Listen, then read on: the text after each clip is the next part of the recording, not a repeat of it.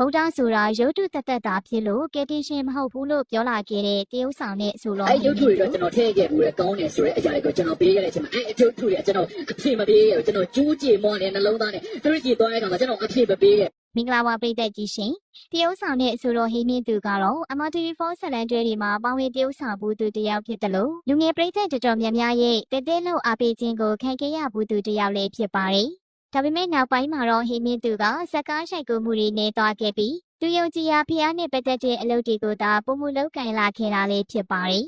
အခုရက်ပိုင်းအတွင်းမှာတော့ဟိမင်းသူက